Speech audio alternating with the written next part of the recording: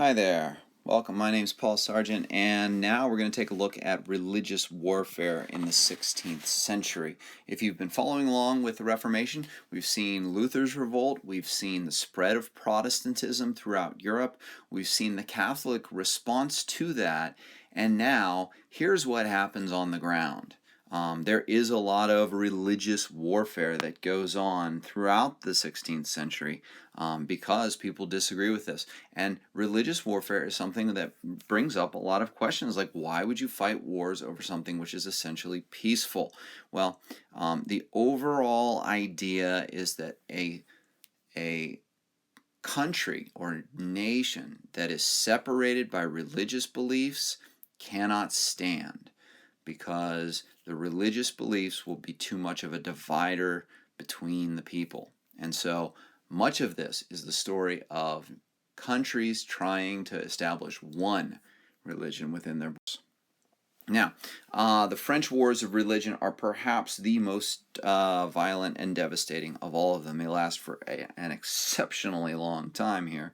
And the idea is this: you really have two main groups. You have the Huguenots, who are French Calvinists, and mostly come from the French nobility. About 40 to 50% of them have converted. Now, this is for two reasons. Keep in mind, there are religious reasons for this, because they like the ideas put forth by Calvin, but there are also political reasons here. They've lost a lot of power to the monarch of France, and so as a sort of a rebellion politically, they take this on as being a way to maybe get some people on their side and get some power back.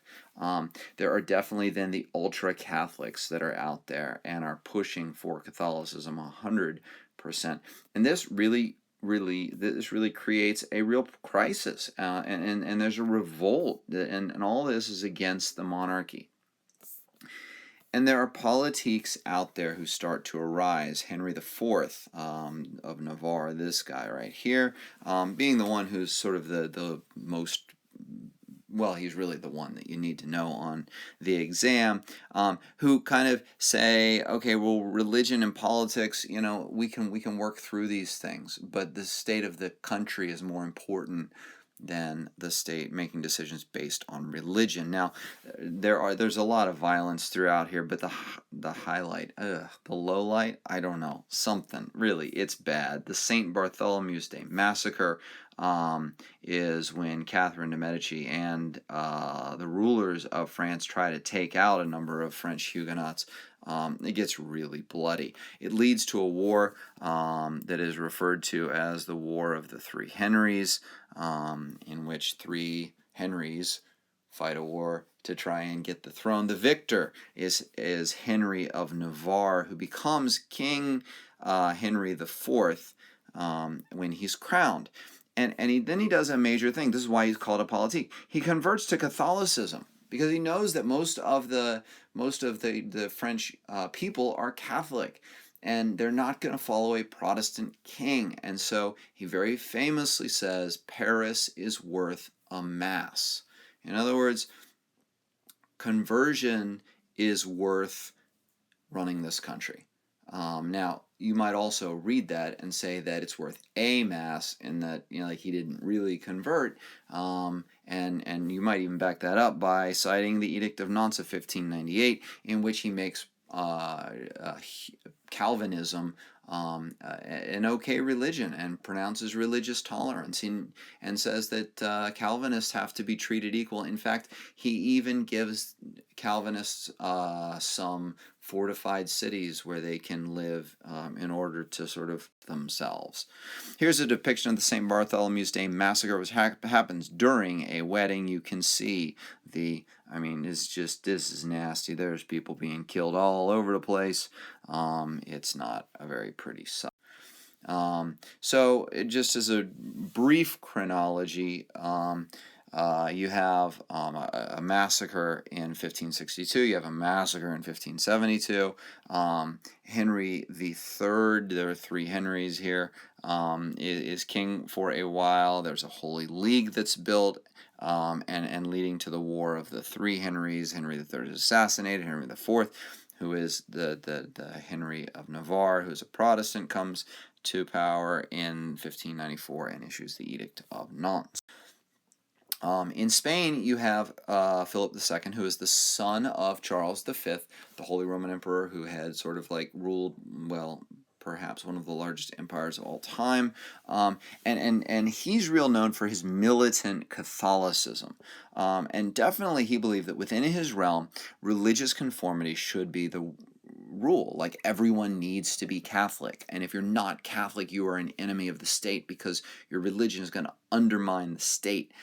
He tries to extend his royal power as far as he can. Keep in mind, at this point, he not only controls Spain, but much of the lowlands, Netherlands area, parts of Belgium, that sort of thing, and pretty much all of North and South America outside of modern-day Brazil. So, I mean, the guy has a lot of power and a lot of territory and all of that. He wants to extend it, and especially he's trying to extend that because of the wealth that's coming in from having all those colonies, which is going to prove to be a problem, but we'll get to that another time. And he really wants Spanish dominance in Europe. It's really, really huge. He wins a very big battle in Lepanto in 1571 against the forces of the Turks. Now, the important part of that is that these you can call them the Ottomans or you can call them the Turks. They lose this, but what they lose is they also lose their dominance that they had established in the Mediterranean. The Mediterranean Sea is no longer a Turkish stronghold. It's huge. Here's the Mediterranean, by the way, just in case you don't know it. It's all of this area, all through here and down through here and all of that. Yeah. So at the height of his power, not only is he ruling all of this and all of this and this and this and this and this and all of this and all of this, but of course lots of areas in the New World, most of it. Anyway, so this is also the route of the Spanish Armada because he does see a threat here in England with Elizabeth I, who is the successor to his former wife that he didn't really like all that much, although she loved him, Mary. Anyway, there he is, Philip of Spain. Yes, he's a Habsburg. You can tell because of that Habsburg chin right there. That comes from centuries of inbreeding, people. When you marry within your family, things happen. And in the case of the Habsburgs, the sort of extreme underbite becomes the mark of a Habsburg. You'll see throughout the course. Well, the Netherlands rise up in revolt against him, and there's an importance to him because of this, importance for everybody because of this. First of all, they're very prosperous areas up there in the Netherlands. There's a lot of religious diversity. In fact, Calvinism is really pulling in, and they really are not happy with Philip's attempt to exert control over their lives, and so they fight under the Prince of Orange, William of Orange here, and they end up, long story short, dividing into two territories: the United Provinces of the Netherlands, and then the independent and the Dutch Republic, which will then become very, very big and powerful. Here's a quick chronology. Philip II's dates are here. There's the outbreak of the revolt. There's the Battle of Lepanto. You can tell Philip's got a bunch of stuff on his plate. The Spanish Armada we're going to talk about in a minute. And there is a truce, and then there's the independent United Province as well. Elizabeth, when we jump to England here, rules from 1558 to 1603. And as I said in the last lecture, hers was a compromise settlement in which there was a degree of religious toleration within England under her. Of course, compromise leads to discontent. There's discontent on both sides. Catholics who want to practice and were happy under Mary are discontented with the whole process. Puritans who have arisen say that even the Anglican Church has not been purified of all its Catholic elements, so they're not happy with it.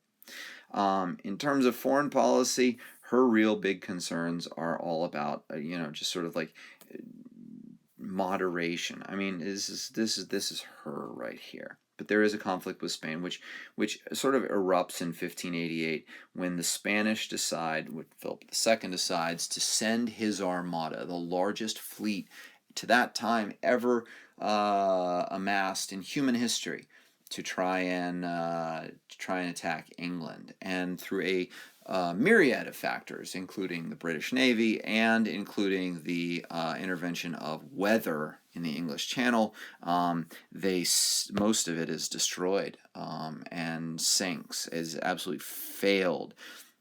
And this really marks sort of the end of Spain as a major power in the politics of Europe. All right, and there is Queen Elizabeth proceeding. You can see her there. Everybody's happy. We have these Elizabethan things, dress that you're familiar with if you've ever studied Shakespeare. So that's a very quick overview of the wars of religion, with the biggest, arguably, war of religion, the 30 Years' War, still to come. But I'm going to hold off on that because I want to study that as part of the power struggle and the rise of the nation state, because it changes the idea between having wars over religions and having wars over state power. So for now, that's it. My name's Paul Sargent. Thanks for watching, and I'll see you next time.